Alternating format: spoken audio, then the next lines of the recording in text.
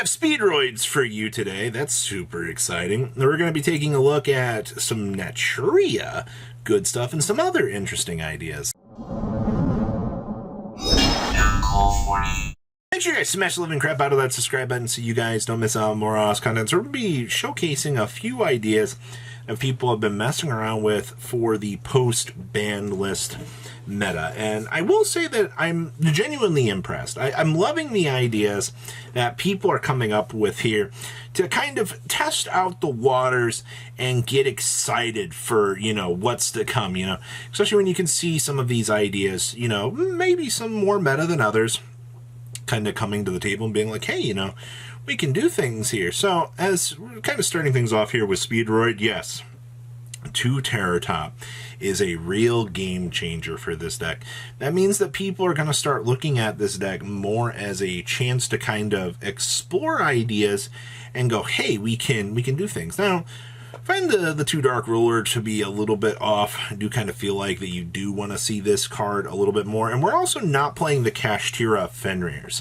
I will say that typically a lot of these builds that can integrate Fenrir, also Fenrir being a level 7 wind monster, free special summon, congratulations, you've met your requirements, you're able to get things off to the races here, and actually kind of helps make the rubber band shooter, as you do need the 2 wind monsters to actually make this. Fundamentally, I think the ideas and things you can have towards more of a pure Speedroid deck without a Kashtira inclusion can help out. I also think that having, the multiple Terror Tops in this to help you out with the Speedroid side of things is a win. All right, you kind of take these sorts of things where you can get them to understand that the consistency upgrades will help out.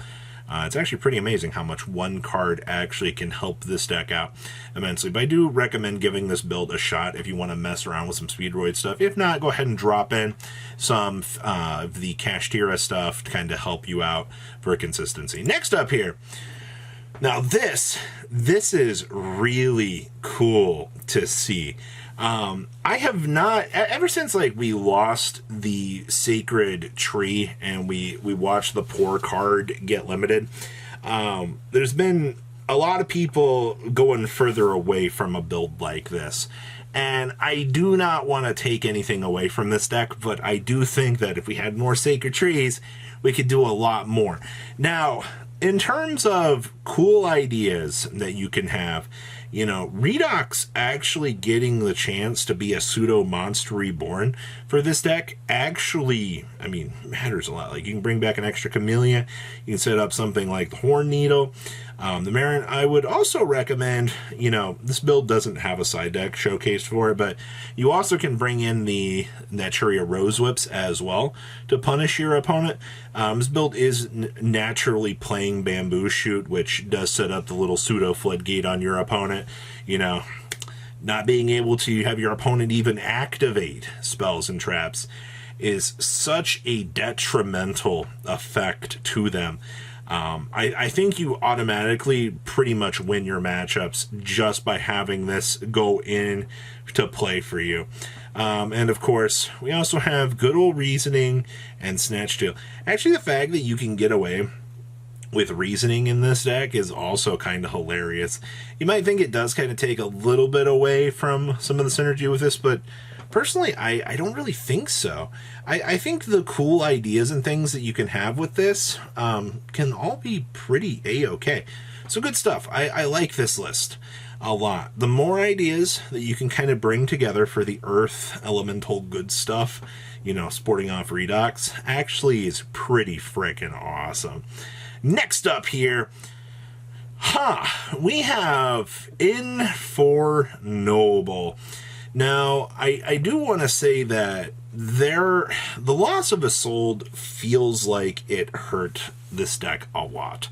That means that you can't get the random mill equips from the deck. But does that mean that you can't make a board with this anymore? Well, you can still do things. There's a multitude of different pathways that you can go down here. And for the showcase of this, they had a lot of good discussion points with a lot of the things that you could try down here. Also, one of the more interesting things I saw people discussing was, you know, do we want to play with, you know, the super heavy samurai scales? You know, does being able to have this generic pendulum system actually help the deck out? Well, it can. Actually, I do see that we are playing a Sublimation Knight in here as well.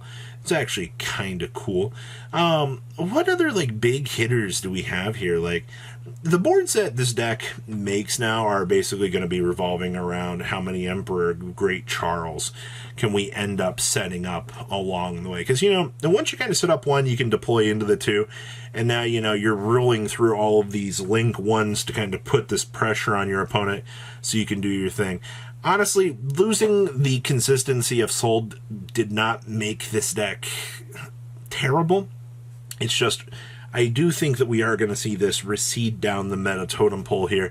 Not from like a tier 1, you know, heavy competitor, but just something a little bit more in the tier 2.5 to tier 2 category in the rogue area, where you can see, hey, you know, suddenly, you know, it might not be the best in the room, but, you know, it's still got to be something that if somebody's going to mess around with, you know, they can bring some fun to the table and mess around with this. So, interesting build for testing. Next up here, hi, Airlifter. You know, I will say, a lot of people were pretty upset about seeing Airlifter getting, like, just seeing this list kind of start to get cratered.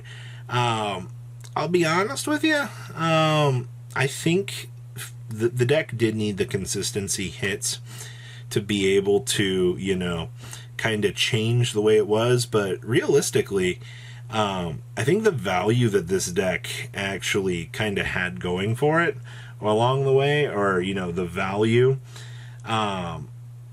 it definitely shows that you can still do a lot of the crazy plays with this.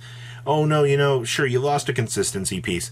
Now you probably, a lot of people were like, you need to consider upping the hydrant to 3. You know, it is the thing that kind of helps things out.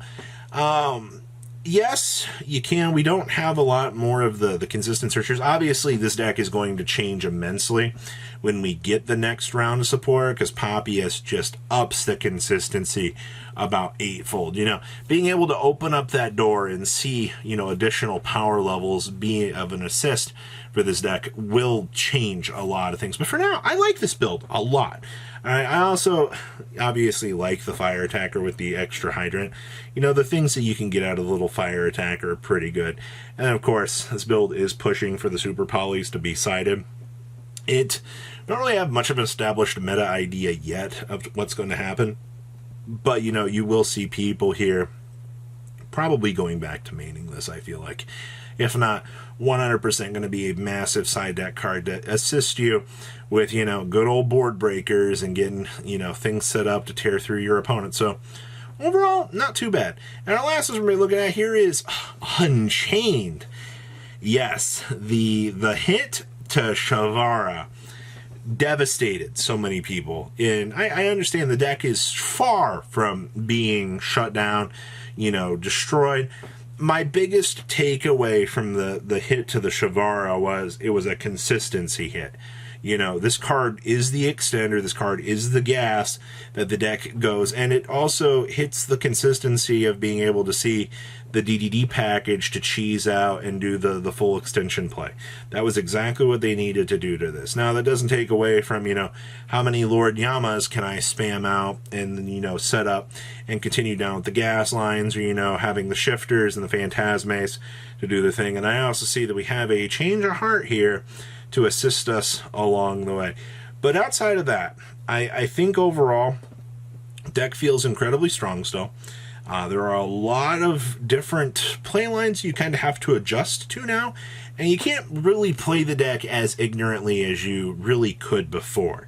You know, having to kind of adjust and, you know, not get blown out as hard, you know, definitely is going to be more of a thing. So, overall, I like what we're doing here. I like what we can see with this deck.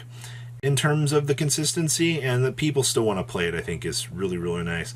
So what do you think about the showcase of ideas out here for what you can mess around with heading on in to this new format? Please leave a comment down below, tell me what you guys think, and I'll see your beautiful faces back here later in the day, guys. Peace out. Patrons, thank you.